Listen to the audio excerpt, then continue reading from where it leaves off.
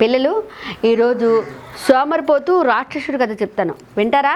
వింటాం బామ్మ. ఇందుకే సోమరిపోతు అంటే తెలుసా మీకు? తెలీదు బామ్మ. ఏ పని పాట చేయకుండా ఇతరుల మీద పడి బ్రతికేవాడిని సోమరిపోతు అంటారు. అర్థమైందా? అర్థమైంది బామ్మ. ఇప్పుడు అలాంటి సోమరిపోతు కథ చెప్తాను. చంద్రగిరి అనే రాజ్యంలో చంద్రయ్య అని ఒక పెద్ద సోమరిపోతు ఉండేవాడు. వాడు ఏ పని పాట చేయకుండా ఇతరుల మీద ఆధారపడి బతికేవాడు. ఎంతమంది మందలించినా ఎంతమంది తిట్టినా పట్టించుకునేవాడు కాదు, దులిపేసుకుని వెళ్ళిపోయేవాడు. ఆ రాజ్యానికి రాజు సోమదత్తుడు. అతనికి కష్టపడకుండా కూర్చునే వాళ్ళంటే పరమ కోపం. కష్టపడకుండా కూర్చునే యువకుల్ని కఠినంగా శిక్షించేవాడు. దాంతో పాపం ఈ చంద్రయ్య ఏవో చిన్న చిన్న పనులు చేసేవాడు. 1 గంట పనిని 4 గంటలు చేసేవాడు. అలాగే ఒకరోజు రోజులాగానే మెల్లిగా నడిచెళ్తున్నాడు. ఓ చెట్టు కింద చిలక జోస్యం చెప్పేవాడు కనిపించాడు. అతని దగ్గర ఒకళ్ళిద్దరు కూర్చుని ఉన్నారు. సరే, తాను కూడా వెళ్ళాడు. ఆ చిలక జ్యోతిష్కుడి దగ్గర 2 చిలకలు ఉన్నాయి.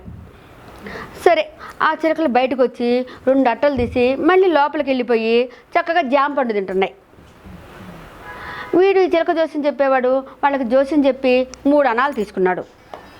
అణాలంటే తెలుసు కదా, రూపాయలు. అప్పుడు ఈ చంద్రయ్య, అమ్మో ఇతని పనే బాగుంది, ఏ పని పాట లేకుండా కష్టపడకుండా హాయిగా చెట్టు కింద కూర్చుని డబ్బులు సంపాదిస్తున్నాడు, నేను కూడా ఈ పని చేశాననుకో ఏ పని చేయకుండా బోల్డ్ డబ్బు సంపాదించవచ్చు అని ఆశపడ్డాడు. వీడు చూస్తుండగానే ఆ చిలక జ్యోతిష్కుడు 20 అణాలు సంపాదించాడు. సరే, అందరూ వెళ్ళిపోయేదాకా ఆగి, అయ్యా మీరు ఎంతో దయగల వాళ్ళు, మీ దగ్గర 2 చిలకలు ఉన్నాయి కదా, నాకు 1 చిలక ఇవ్వండి, నేను కూడా మీ వృత్తి చేసుకుని బతుకుతాను అన్నాడు. దాంతో ఆ చిలక జ్యోతిష్కుడు ముక్కు మీద వేలేసుకుని, చిలకలు ఏమైనా ఊరికే వస్తాయా, నేను ఎంతో కష్టపడి అడవిలోకి వెళ్ళి సంపాదించి తీసుకొచ్చాను, నీకెందుకు ఇస్తాను అన్నాడు. ఓహో, చిలకలు కావాలంటే అడవిలోకి వెళ్ళాలా అని చంద్రయ్యకి అర్థమైంది. కానీ సోమరిపోతు కదా, అంత దూరం అడవిలోకి వెళ్ళి చిలకలు తెచ్చుకుంటాడా? తెచ్చుకోడు కదా. అందుకని మళ్ళీ బతిలాడాడు. అయ్యా అయ్యా, నేను ఎంతో అంత మీకు డబ్బులు ఇస్తాను, నాకు 1 చిలకని ఇవ్వండి అని చెప్పి బతిలాడాడు. సరే, ఇక ఎలాగో వీడు వదలరు అని చెప్పి 1 చిలకని 3 అట్టలు ఇచ్చేశాడు. ఆ తర్వాత, అయ్యా అయ్యా మీ పెరట్లో జామ చెట్టు ఉంది కదా, చిలక ఏ పండు తింటుందో మీకు తెలుసు కదా, నాకు 4 జామకాయలు కూడా కోసివ్వండి అని మళ్ళీ బతిలాడాడు. ఓ నాయనో, వీడు వదిలేలా లేడు అనుకుని అలాగే 4 జామ పళ్ళు కూడా కోసిచ్చాడు. ఈ చంద్రయ్య ఆ చిలకని పట్టుకుని మెల్లిగా నడవడం ప్రారంభించాడు. చిలక అర్థమైపోయింది వీడు సోమరిపోతూ ఏ పని చేయడని. దాంతో ఆ చిలక, చంద్రయ్య చంద్రయ్య, నువ్వు కనుక నన్ను వదిలేసేటైతే నువ్వు బాగా ధనం సంపాదించే ఐడియా చెప్తాను అంది. చూడు చంద్రయ్య, నువ్వు జీవితాంతం కష్టపడకుండా కూర్చుని తిన్నా తగినంత డబ్బు నీకు ఇస్తాను, కానీ ఒక్కరోజు మాత్రం నువ్వు సోమరిపోతులా కాకుండా కష్టపడి పని చేయాలి, మళ్ళీ మళ్ళీ చెబుతున్నాను, అర్థమైందా అంది. సరే అన్నాడు. అయితే నా కథ చెప్తాను విను అంది. పూర్వకాలంలో నేను ఒక పెద్ద బ్రహ్మరాక్షసుణ్ణి అని చెప్పింది. నాకు మాయలు మంత్రాలు వచ్చు, పరకాయ ప్రవేశం కూడా వచ్చు అని చెప్పింది. కొంతకాలం కిందట ఈ సోమదత్తుడి 3వ కొడుకు ఈ రాక్షసుని చంపడానికి వేటకొచ్చాడు. అప్పుడు ఈ రాక్షసుడు ఏం చేశాడు, అక్కడ చచ్చిపడి ఉన్న చిలకలలోకి ప్రవేశించాడు. ఆ కొడుకుని ఒక సింహం చంపేసింది. దాంతో ఈ చిలక పాపం జ్యోతిష్యుడి చేతికి చిక్కింది. అప్పటి నుంచి ఇదిగో ఇలా జామ పండు తింటూ ఇలా కాలం గడుపుతున్నాను, ఇప్పుడు నన్ను కనుక వదిలేసావు అనుకో, ఈ ఊరి మహారాజుని సాయంత్రం ఒక పాము కాటేస్తుంది, నేను ఆ మహారాజులోకి ప్రవేశిస్తాను, అప్పుడు నీకు బోల్డ్ డబ్బిస్తాను, నాకు కూడా అక్కడున్న ఏనుగులు గుర్రాలు అన్నీ కడుపు నిండా తినేస్తాను అని చెప్పింది. కానీ సాయంత్రంలోగానే నువ్వు నన్ను అక్కడికి తీసుకెళ్ళాలి, నన్ను మాట్లాడే చిలకని చెప్పి మహారాజు గారికి పరిచయం చేయి, తన దగ్గరే ఉంచుకుంటాడు, రాజుగారు చనిపోగానే నేను రాజుగారిలోకి ప్రవేశిస్తాను అని చెప్పింది. సరే అన్నాడు. చిలకని తీసుకుని బయలుదేరాడు. అసలే మన చంద్రయ్యకి సోమరితనం ఎక్కువ కదా, 4 అడుగులు వేసేసరికి నీరసం వచ్చింది. చిలక చిలక, నేను కాసేపు నడవలేకపోతున్నాను, కాసేపు ఇక్కడ పడుకుంటాను, ఆ తర్వాత వెళ్దాంలే అన్నాడు. చేసేదిలకు సరే అంది.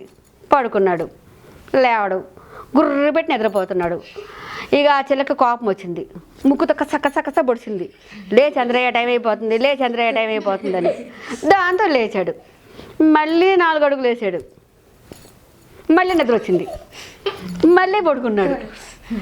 ఇక చిలక లాభలేదని చెప్పి ఈసారి కాళ్ళతో ఎగిరెగిరి తగ్గింది, దెబ్బతో లేచాడు అనమాట. లేచి అలా అలా అలా అలా అలా మెల్లిగా కోట కొంచెం దూరం వరకు వెళ్ళాడు. ఇక లాభం లేదు, నేను నడవలేను, ఇక్కడే పడుకుంటానని పడుకుని పోయాడు. ఇక చిలక ఎన్ని ప్రయత్నాలు చేసినా వీడు మాత్రం లేవల. దాంతో ఏం చేయాలో పాపం చిలక అర్థం కాల. ఈలోపు అక్కడ చచ్చిపడిన రాబందు కనిపించింది. మెల్లిగా ఆ రాబందులోకి వెళ్ళింది. ఈ రాబందు రూపంలో ఉన్న రాక్షసుడు లోపలికి వెళ్ళేసరికి పాపం మహారాజ్ చచ్చిపోయాడు. ఇంకేం చేస్తుంది, ఈ రాక్షసుడు లోపలికి వెళ్ళలేడు. దాంతో రాక్షసుడికి బాగా కోపం వచ్చింది. నా సంగతి సరే, ముందు ఈ సోవరిపోతు తిక్క కుదిరించాలి అని చెప్పి ఆ పావును తీసుకెళ్ళి ఈ నిద్రపోతున్న చంద్రయ్య మీద వేసింది. అంతేకాదు ఆ మహారాజు మెడలో ఉన్న 2 హారాలు కూడా తీసుకెళ్ళి వీడి మెడలో వేసింది. వీడేమో గుర్రు పెట్టి నిద్రపోతానే ఉన్నాడు. తెల్లారింది, మహారాజు చచ్చిపోయాడని అందరికీ తెలిసిపోయింది. అందరూ గగ్గోలుగా అరుస్తూ చూసేసరికి వీడి మెడలో హారాలోనే పక్కన పాము ఉంది. దాంతో రాజభట్లు ఈ చంద్రయ్యని బాగా చెత్త కొట్టి బాగైంది చెరసాల్లో పెట్టేశారు.